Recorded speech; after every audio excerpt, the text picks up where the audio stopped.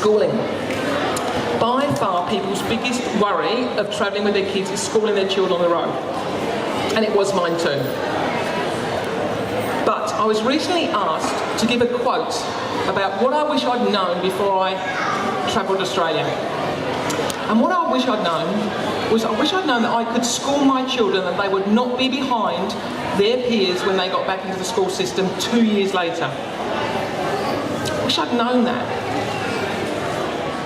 Because it does seem frightening, but you can do it and there's resources out there. So just before I did my talk this week, I spoke with the education department about this to check that what I thought I knew was correct, and it was.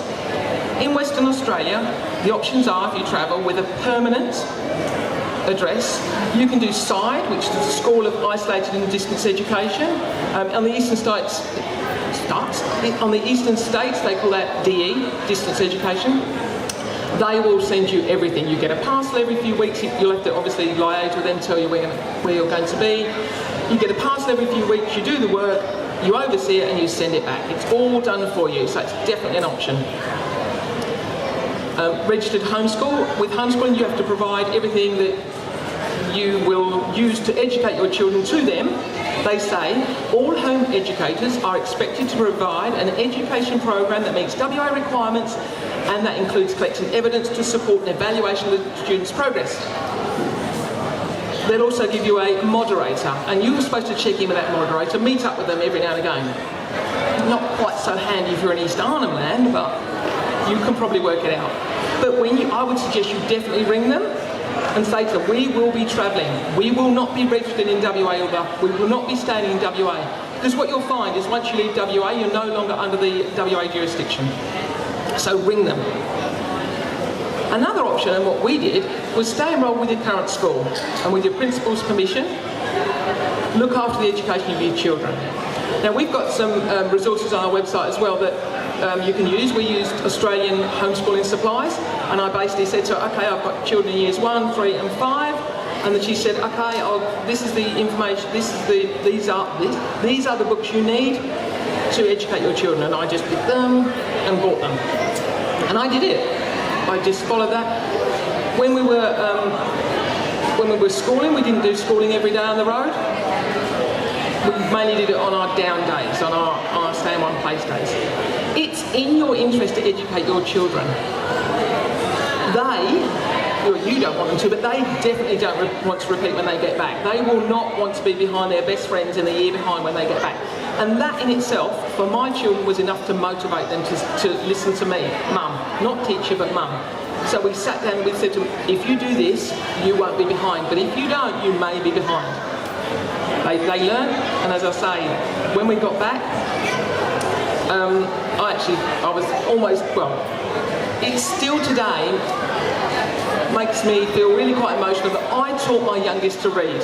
From not being able to read, I taught him to read. And we take it for granted when the teachers do it, but when you do it yourself, you know that you've done this, and they start reading, it's really quite emotional, and yeah, I loved it.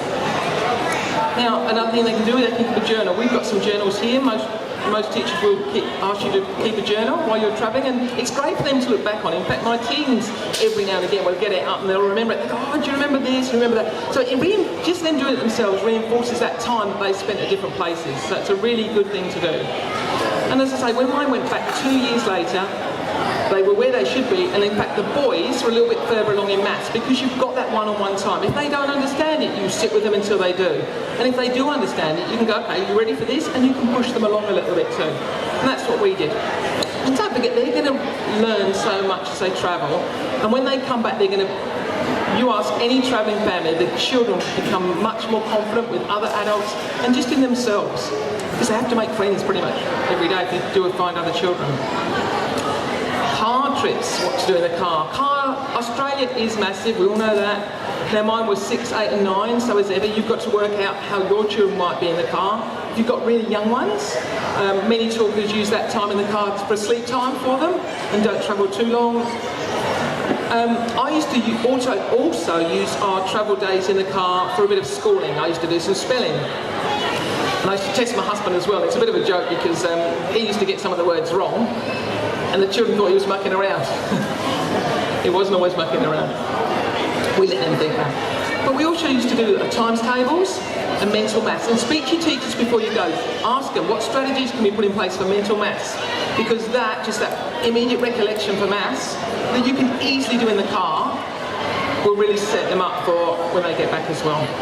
And another thing we always used to do, with the name Farabegali, or Italian, my husband's Italian, we used to learn a language in the car, pop on a tape. So break it down into segments. When you first get in the car, you can go on your devices for 45 minutes while you settle. Let's do some spelling, have something to eat, have a snack, let's do some mental maths. Break it down and keeps them occupied all the time. We also used to like doing quizzes, and I used to have about 4 on my lap trying to work out which appropriate question for which child and which age group. But since returning, I've actually written a quiz book, and there's a sample over there. I also did it in conjunction with my children's teachers, because I thought, what a great idea in the road, do a quiz, but it equally helps to educate your children. It's got 11 different subjects, and each of those subjects there's a question for a pre-primary, primary, a little bit older, your teens, and adults. So you can all play together. So have a look. Where are you going to go? Well, it depends on your time frame and your capabilities. I'd suggest having an idea, go with the flow, because you'll meet families, you'll want to stay longer somewhere. So don't be too structured. On our site, we've got a section where talkers have said what they enjoy with their family in New South Wales or WA. Have a look. But equally, people have told us where to go and we didn't really like so much. I'm sure it's been the same for them. But you'll get your groove. Working as you go. If you do intend to work, there is work out there, especially in the more remote places of Australia. And there's a Facebook page particularly set up for families travelling and working on the road. So they've done most of the work for you. So just look at that and you'll find lots of information there. My husband, he had his own maintenance business before he went, so it was quite easy for us. We just targeted caravan parks. And at their busy times, they normally needed some extra help. And we usually got some free accommodation, so it's a win-win. And the children got to see other children for a while. Because sometimes they need those down days too.